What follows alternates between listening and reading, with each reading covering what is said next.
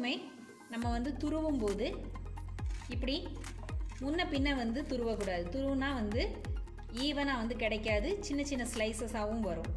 எப்படி துருவுறேன்னு பாருங்கள். இந்த மாதிரி பண்ணணும், ஒரு சைடாகவே வந்து நம்ம பண்ணணும். பண்ணோம்னா நமக்கு இது மாதிரி ஈவனாக வந்து நம்ம ஸ்லைஸ் பண்ணது கிடைக்கும். இது வந்து கேரட் இல்லை பீட்ரூட் இல்லை அப்படின்னா நம்ம சிப்ஸுக்கு வந்து உருளைக்கிழங்கு சீவினாலும் சரி, இந்த ஒரே டைரெக்ஷனில் வந்து நம்ம வந்து சீவனோம்னா இதே மாதிரி ஈவனாக கிடைக்கும். வேகும்போது ஈவனாக வேகும்.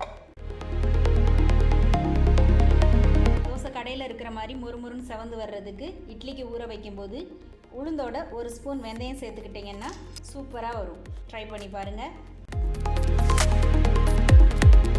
சட்டி எவ்வளோ சூடாக இருக்குன்னு தெரியறதுக்கு ஒரு ட்ராப் தண்ணி விட்டிங்கன்னா தெரியும். இந்த மாதிரி திரண்டு வந்துச்சுன்னு சொன்னால் ரொம்பவே சூடாக இருக்குன்னு அர்த்தம். அப்போ ஹீட்டை குறைச்சிக்கோங்க.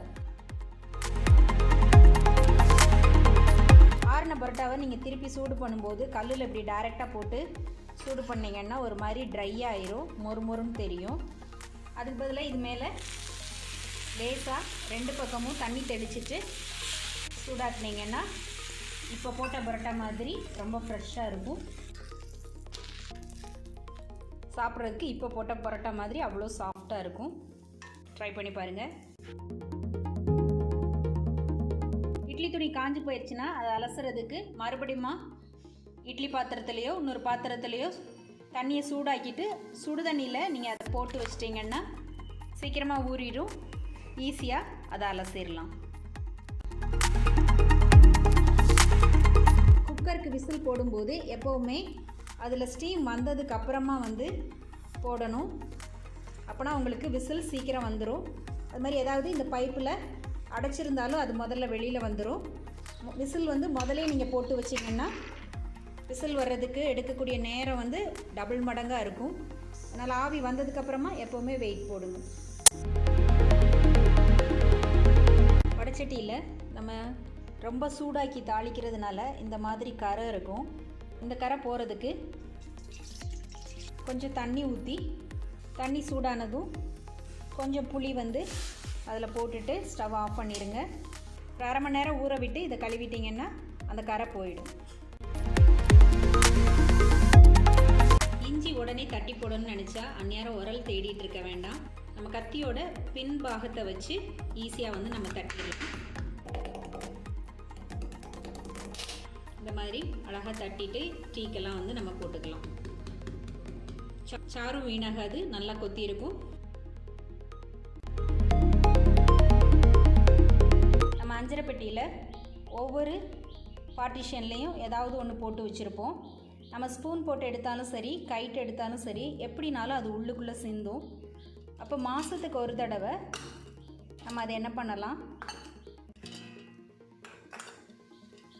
இந்த மாதிரி சிந்தியிருக்கும் அது எல்லாத்தையும் இது மாதிரி இன்னொரு பார்ட்டிஷனில் இன்னொரு பவுலில் நீங்கள் போட்டு வச்சிட்டிங்கன்னா அது வந்து சாம்பாருக்கு போடுறதுக்கு ரொம்பவே யூஸ்ஃபுல்லாக இருக்கும். ஏன்னா சாம்பாருக்கு நம்ம கடுகு, ஜீரகம், வெந்தயம், சோம்பு, மிளகு எல்லாமே நான் கலந்து போட்டு தாளிப்பேன். இது வந்து நீங்கள் அப்படியே அள்ளி போட்டுடலாம். ஒவ்வொரு இதிலேருந்தும் நீங்கள் வந்து எடுத்து போடணும்னு அவசியம் இல்லை. இந்த மாதிரி போட்டு வச்சுக்கிட்டிங்கன்னா சாம்பாருக்கு அப்படியே வந்து அள்ளி போட்டுக்கலாம். வேணும்னாலும் நம்ம இப்படி கலந்து வச்சுக்கலாம். நார்மலாக அஞ்சரை பெட்டியில் இது மாதிரி மிக்ஸ் ஆகும். அதையும் நீங்கள் இந்த மாதிரி பாக்ஸில் போட்டு எடுத்து வச்சுட்டிங்கன்னா ஈஸியாக இருக்கும்.